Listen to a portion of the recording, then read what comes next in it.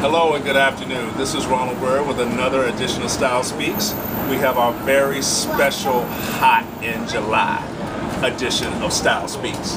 And if you get to see my other guests for Hot in July, you'll understand why. And the gentleman that's sitting here next to me, he definitely fits the bill, Mr. Actor Model himself. But I have Ricardo Kingsbury here. Ricardo, thank you. Man, it's great to meet you. Thank you. I had to dress up for this one. Okay, well you're looking good. As long as you're comfortable and looking good. We don't have, I don't tell people what to wear, but I'm glad they be looking good when they come. I had to. The house speaks. Come on, man. I know, right? You'd be surprised though. You'd be surprised. But tell everybody where you're from, Ricardo. From Washington D.C. Actually, the show. Oh, okay. Born and raised. Went away to school when I was 10. Went to a boarding school in Hershey, Pennsylvania. Okay. Where all the chocolate is, right? Yeah, okay. yeah. Can you even eat chocolate today because you had so much when you was a kid? I don't. Are you serious? We tested new candy bars and everything being in that school. Right. Yeah, so I pretty like much little guinea pigs for new chocolate candies coming out. Don't like it anymore. But came back to DC once I graduated. Have been here ever since. That's a long time. Okay, long bit. time. Okay, we ain't got to tell our ages. Ain't nobody business. Enjoy the area, love the area. Okay. So much to do here, and don't foresee myself leaving anytime soon. Okay, well we like you here. We want you to stay. Well, I understand you got a couple of titles going on, Mr. Ricardo, but I do know that you're an actor. Yes. And you're a model. You definitely got that model physique going on, and look good in your clothes. Tell me, how did you get started in the whole?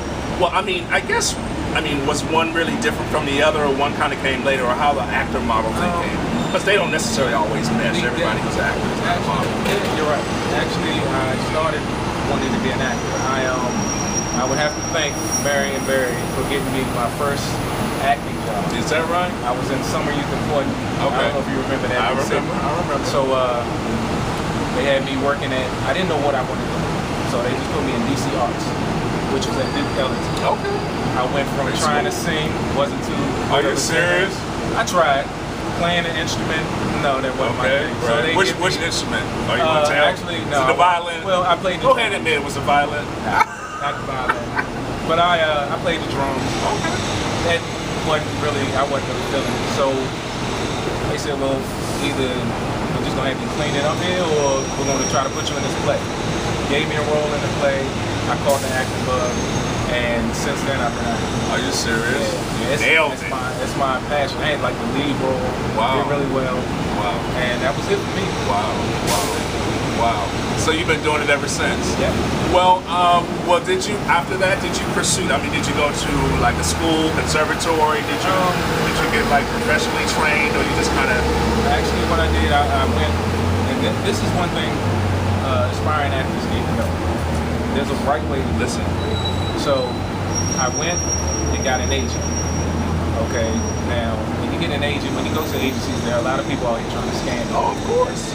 So if they ask you, oh, you're perfect. I want to work with you. You got that look, right? Richard Pryor. Uh-huh. So, but give us some money, and we'll get you all these pictures, and at the end of the day, you're broke, and you don't get any work. So I looked up respectable agencies who asked me for no money, because this is how they make their money from getting you work. They get a percentage. It can be from 10 to 20% of whatever you make. So they work for you. Absolutely. The agencies work for you. Absolutely. So I got an agent. They got me my first job, my first paid job. It was with Fannie Mae. I really didn't have any training, didn't know what I was doing. Walked in there, and this was actually a modeling job. Taking pictures, the guy was like, photographer, are you gonna smile? What are you gonna do? Like, I didn't know. I thought I could just sit there and be cool. Right. So I made $500 in 15 minutes. Wow. He actually got rid of me. He was just like, man, leave. You're not doing a good job.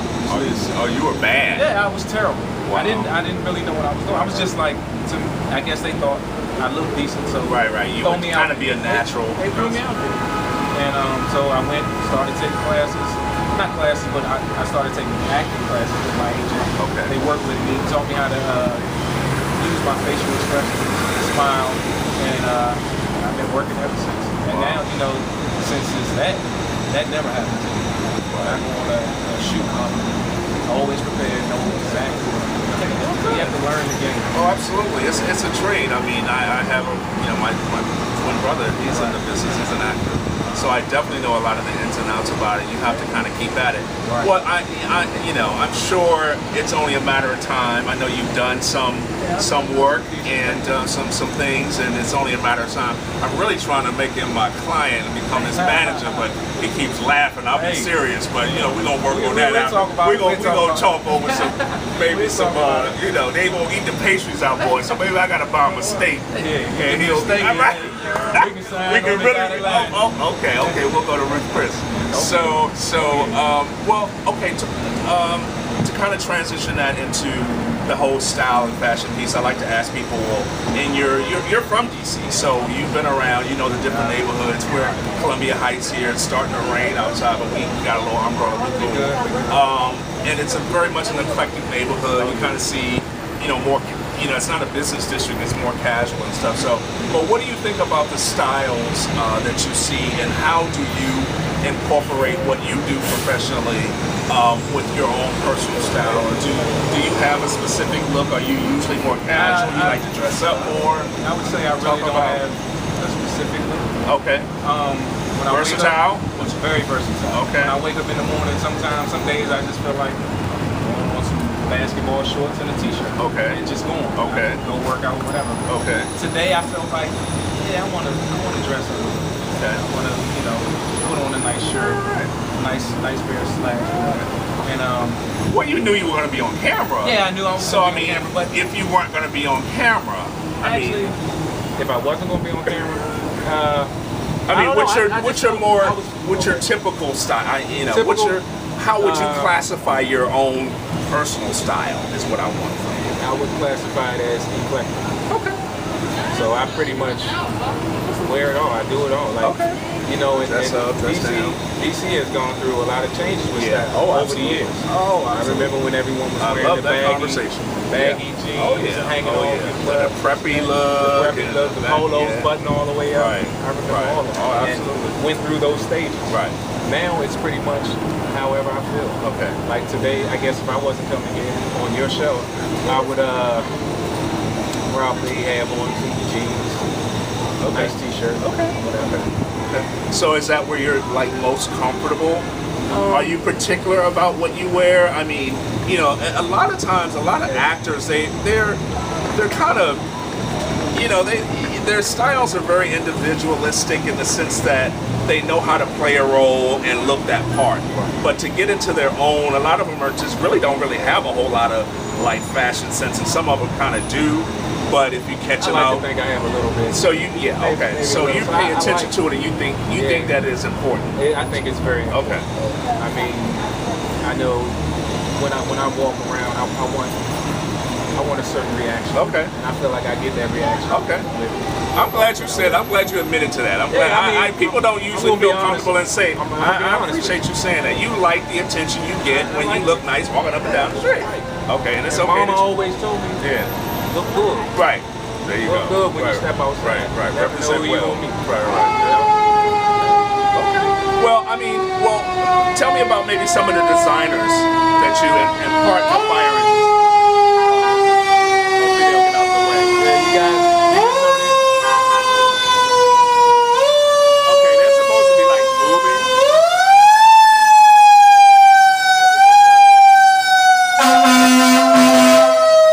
And they're just still sitting there. This is what happens when you do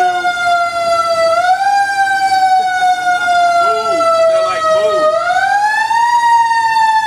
This part right here needs to move. Everybody And they're waiting on the light. And they're waiting on the light. So I can tell you something else about me that you probably didn't know. I think I knew that. I read that Apologize Style Speaks. But we don't edit this, so whatever we get, if we get somebody streaking up and down the street, that's going to be in the film too. So that's what happens when you do interviews on the streets of DC. But that's what we were saying before the fire engine. Yeah, I mean, just that whole being comfortable in your own personal look and your viewpoints. I think we talked about just your perceptions of what you see on the streets of DC. Do you classify DC as a fashionable place? I mean, yes, do you think very, we very have a much long so. way to go, or do you No. do you think people kind of look the part here? DC is very fashionable. And Yeah, you see it I like that. I like that. all ends. Okay. A lot of and people everywhere. tend to disagree with me on that, but Really? I agree with No, you I on think- that. I think so too. Go to U Street on a Friday, Saturday night. Okay. You'll see so Oh, yeah. many different looks. Yeah. And I enjoy everything. I don't knock anyone for how they dress, but I enjoy when people are different and Right, can dress right. and look Right, good. right, DC has a lot going on when it comes to fashion. Okay. Well, I'm glad you feel that way because I definitely do, and it's the reason why I do Style Speaks, because I want to get the conversation started. I think that it is. I think we have some challenges, but I respect people's personal style and the fact that there is competition when you go out to the club, or the fact that you want to compete with your partner when you go out to dinner or to brunch or whatever. You pay attention to what you have on. I think that's important. So okay. So we got a little bit of time. We ain't got no more time. This the battery's running out. You put enough battery time on there, boy. It's all gone. You got a little time? 2 minutes? A second? Okay. We gonna cut it short. Okay. All right. So but basically with the whole online dating coach piece, tell me a little bit about that in a couple of seconds, and tell people how they can find you on that. Okay, well, actually, I met Michelle Talbert. She's one of my partners online. We dated for a little while. Didn't work out, but we decided we remained friends and wrote a book about it. Okay. The book is called Don't Do What We Did. You can get it on Don't Do What We Did. Nook, Barnes & Nobles, and you can order it on Amazon Okay. also. So we actually, from the book, we started doing shows, and then Michelle met Samaj Okay. on there. Okay. And those guys dated, it didn't work out, but Michelle keeps friends. Okay. So Okay. we all remained friends, and now we're doing the radio show. And if you guys want to look us up, you can go to TMO, They Okay. Met Online. Facebook us on They Met Online. Twitter, They Okay. Met Online. Okay. Or you can just Facebook me on Ricardo Kingsbury. Facebook I'm him. always Facebook looking, him. Yo. Always looking forward. All to right. your Well, my cameraman said we ain't got no more time. Okay. All right. Well, look. Thank you all for tuning in to Style Speaks Hot in July. This is Ricardo Kingsbury. Check him out. We'll see you next time. friends.